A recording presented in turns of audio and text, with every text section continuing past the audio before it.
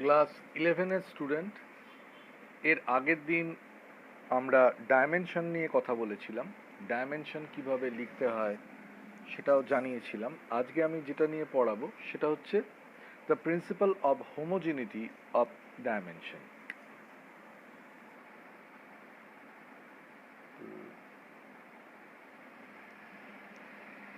Principal of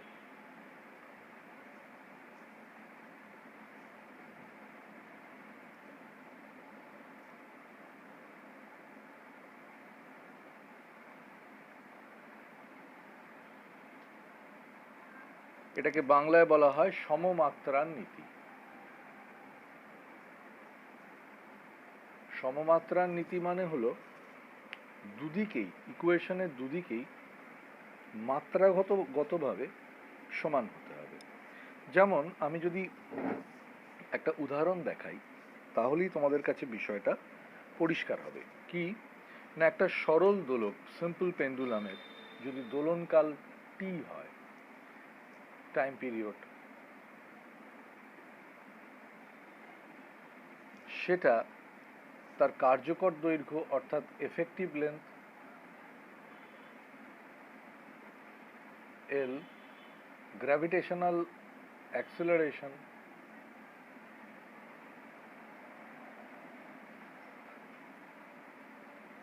জি এর ওপরে নির্ভরশীল। কিরাম বলছে T is equal to twice pi root over L by G. এটাকে জাস্টিফাই করো এই principle of homogeneity of dimension দিয়ে। তাহলে প্রথমেই আমায় করতে হবে কি, এর যে L H S left hand side সেটা টাইম মানে এটার ডাইমেনশন কি, শুধু টি অর্থাৎ এইটা। আর আর এইচ এস যেটা, সেটা আমি পাচ্ছি twice pi root over L by G. 2 পায়ের তো কোনো সেই অর্থে ডাইমেনশন হয় না। তাহলে এর ডাইমেনশন যদি আমি ধরি, এল এর ডাইমেনশন এল, আর গ্র্যাভিটেশনাল অ্যাক্সেলারেশনের ডাইমেনশন হচ্ছে এল টি টু দি পাওয়ার -2। অর্থাৎ জিনিসটা হলো এল এল কেটে গেল টি টু দি পাওয়ার 2, অর্থাৎ এখান থেকে টি। আমরা দেখতে পেলাম যে এলএইচএস এবং আরএইচএস তারা একে অপরকে স্যাটিসফাই করলো। অর্থাৎ সেই হিসেবে principal of homogeneity of dimension এর মাধ্যমে আমি এই ইকুয়েশনটাকে জাস্টিফাই করলাম বা সিদ্ধ করলাম। আর একটা উদাহরণ যদি দেওয়া যায় তাহলে আরও তোমাদের কাছে ব্যাপারটা ক্লিয়ার হবে। এটা উদাহরণ দিয়েই আমি বোঝাচ্ছি। সেটা হচ্ছে বৃত্তাকার পথে আবর্তনরত কোনো একটা কণা, মানে the particle which is moving along with a circular path, তার ওপর যে অভিকেন্দ্র বল দ্য সেন্ট্রিপেটাল ফোর্স যদি এফ হয়, তাহলে তা ওই কণাটার ভর অর্থাৎ মাস অফ দ্যাট পার্টিকেল এম, ওর দ্রুতি বা স্পিড ভি, এবং যে বৃত্তাকার পথে ও ঘুরছে সেই বৃত্তাকার পথের radius, the radius of the circle আর এর ওপর নির্ভরশীল। এই প্রিন্সিপাল অফ হোমোজিনিটি অ্যাপ্লাই করে, অফ ডাইমেনশন, এটাকে তুমি অ্যাপ্লাই করে এদের মধ্যে কি সম্পর্ক সেটা স্থাপন করো। এমনিতে কি আমরা জানি, এমনিতেই বলে দিচ্ছি আগে থেকে, যে এই অভিকেন্দ্র ত্বরণের সেন্ট্রিপেটাল ফোর্সের ত্বরণ না, সেন্ট্রিপেটাল ফোর্সের ফর্মুলা হচ্ছে এম ভি স্কোয়ার বাই আর। এটা হচ্ছে ফর্মুলা। তো তুমি তো এই মুহূর্তে ধরো ফর্মুলাটা জানো না, তাহলে আমি কি করব, আমি কি করে প্রমাণ করব? আমি ধরে নিলাম, মনে করা যাক, লেট আস কনসিডার যে এফ ইজ ইকুয়ালস টু তোমার k m to the power a, v to the power b and r to the power c, যেখানে কে হলো একটা কনস্ট্যান্ট টার্ম। ঠিক আছে, এবার আমরা তো জানি এল এইচ এস যদি বলি, এল এইচ এস এ এফ এর ডাইমেনশন কি, আগের দিন পড়িয়েছি M L T two the পাওয়ার -2। এটা হচ্ছে এল এইচ এস এর ডাইমেনশন। আর আর এইচ এস এর ডাইমেনশন কি আসছে, কে তো কনস্ট্যান্ট টার্ম, তার তো কোনো ডাইমেনশন হচ্ছে না, as k equals to constant therefore there is no dimension. Secondly আসছে m to the power a, m to the power a এর ডাইমেনশন আমি কি বলতে পারি, capital m to the power a third ব্র্যাকেটের মধ্যে এর dimension. Speed v to the power b এর ডাইমেনশন হচ্ছে l t to the power -1 whole to the power b এরম একটা রয়েছে। বা আমি আর একটু পরিষ্কার করে ব্যাপারটাকে লিখি যে v মানে হচ্ছে l টু দি পাওয়ার -1, তার ওপরে b চার্জ হচ্ছে, তার মানে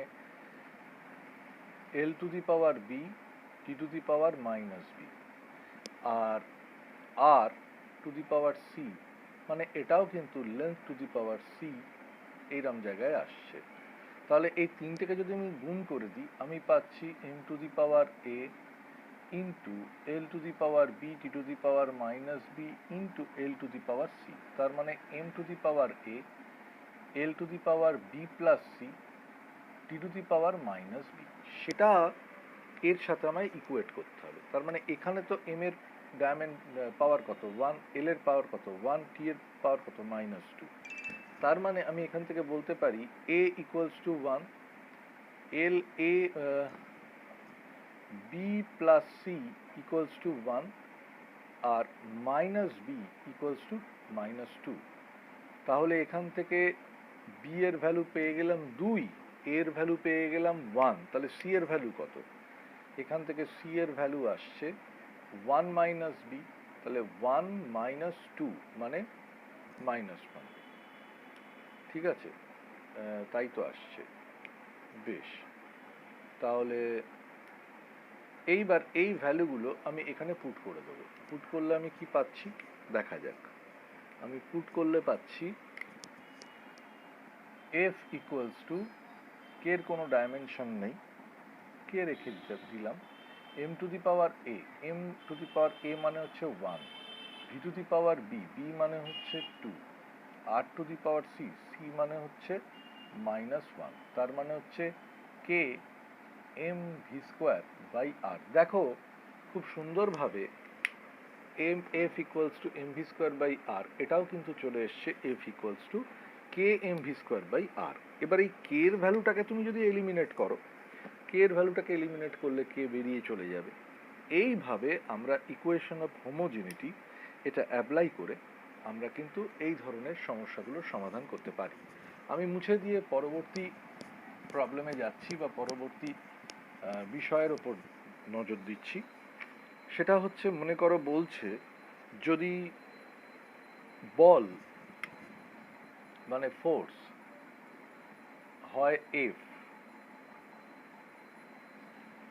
দৈর্ঘ্য লেন্থ তার ডাইমেনশন হচ্ছে L, এবং টাইম তার ডাইমেনশন T, এই তিনটেকে যদি আমি ফান্ডামেন্টাল কোয়ান্টিটি ধরি তাহলে আমার মাসের ডাইমেনশন বার করতে হবে, মাসের ডাইমেনশন বার করতে হবে। তা আমি কি জানি, force equals to mass into acceleration, force into acceleration. তাহলে মাস মানে কত, মাস মানে হচ্ছে ফোর্স বাই অ্যাক্সিলারেশন, ঠিক, তার মানে হলো আবার অ্যাক্সিলারেশন মানে displacement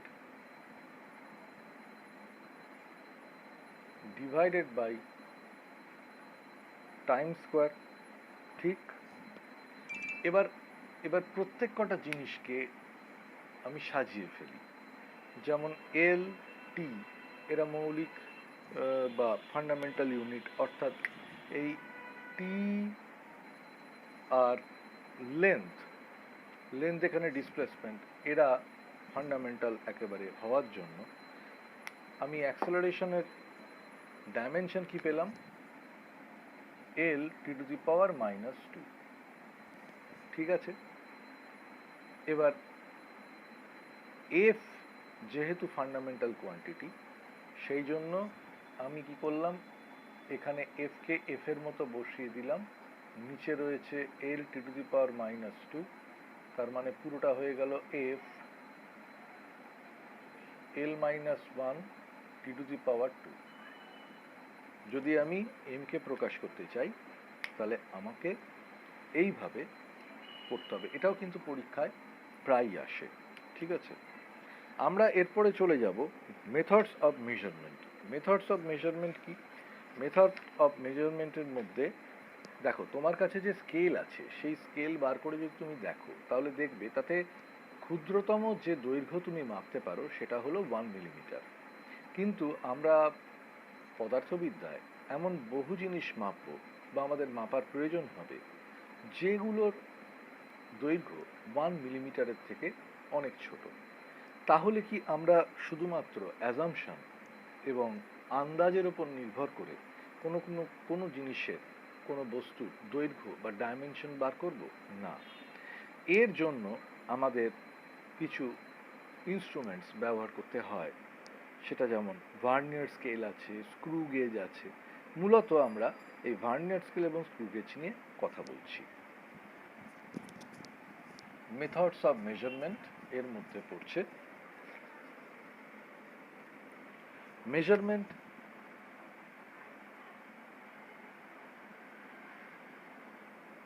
measurements of small lengths। খুব ছোট দৈর্ঘ্য মাপার ক্ষেত্রে আমি কি করব? সেটা হলো যে মূল স্কেল রয়েছে, যে মূল স্কেল আছে সেই মূল স্কেল মানে মেন স্কেল আর কি, তাতে 0, 1, 2, 3, 4, 5, 6, 7, 8, 9, 1, 1, 2, 3, 4, 5, 6, 7, 8, 9, 10, 2, 1, 2, 3, 4, 5, 6, 7, 8, 9, 10, 3। এইগুলো হচ্ছে সেন্টিমিটার। এগুলো সব 1 সেন্টিমিটার। আমি আঁকছি তাই এরকম দেখতে লাগছে, তোমরা তোমাদের স্কেলে তো এরকমই পাবে।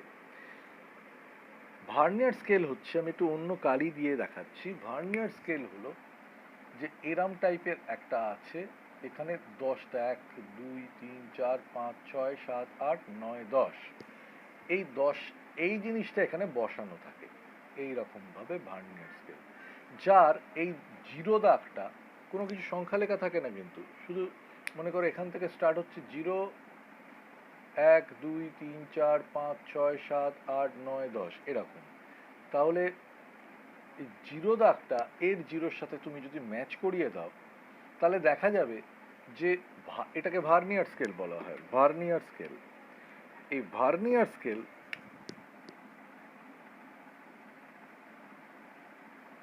এই ভার্নিয়ার স্কেলের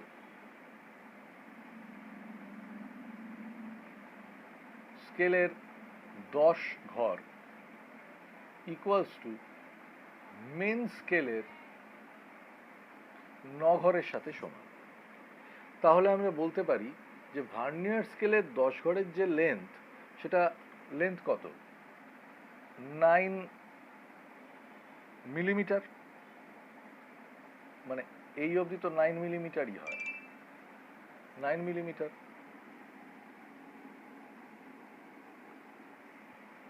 তাহলে ভার্নিয়ার স্কেলের একটা ঘর সমান সমান 9/10, দ্যাট মিনস 0.9 মিলিমিটার হচ্ছে। এবার এই যে পার্থক্যটা, এই পার্থক্যটাই হলো ক্ষুদ্রতম দৈর্ঘ্য যেটা ভার্নিয়ার স্কেল দিয়ে মাপা সম্ভব। তার মানে 1 minus 9/10 equals to 10 minus 9/10 equals to 1/10 equals to 0.1 millimetre. তার মানে 0.1 মিলিমিটার, বা আমি বলতে পারি 1 সেন্টিমিটারের 10 ভাগের 1 ভাগ, 1 সেন্টিমিটার না, 1 মিলিমিটারের 10 ভাগের 1 ভাগ এই ভার্নিয়ার স্কেলের মাধ্যমে মাপা যায়। তাহলে সেক্ষেত্রে ভার্নিয়ার কনস্ট্যান্ট বা ভিসিটা কি? ভিসি হচ্ছে 0.1 মিলিমিটার। 0.1 মিলিমিটার। এবার এটাকে মাপতে হয় কি করে?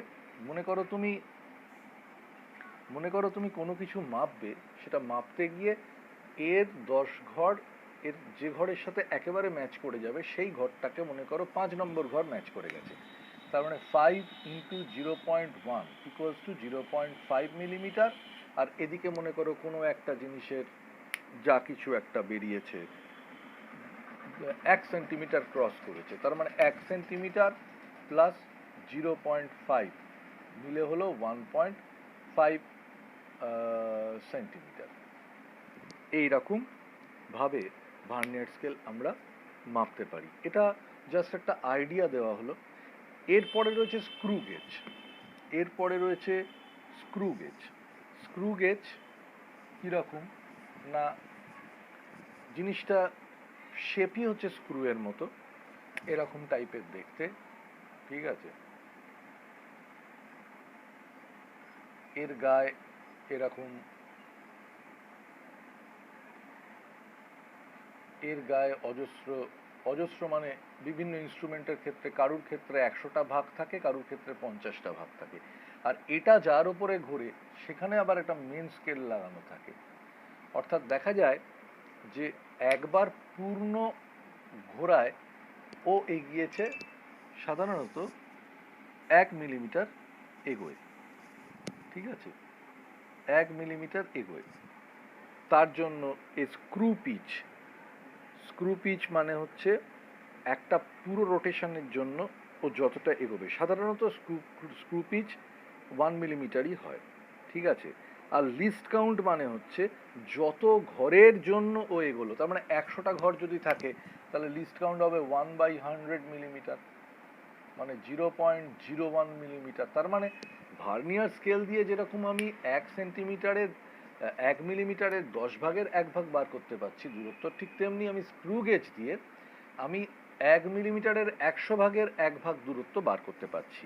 এইভাবে কিন্তু আমরা ক্ষুদ্র থেকে ক্ষুদ্রতর দূরত্বকে মাপতে পারি আমাদের এই ইনস্ট্রুমেন্টগুলোর মাধ্যমে। মোটামুটি আজকে এই অবধি থাকছে। এর পরের দিন আমরা এর বাকি অংশটা আবার করে দেবো।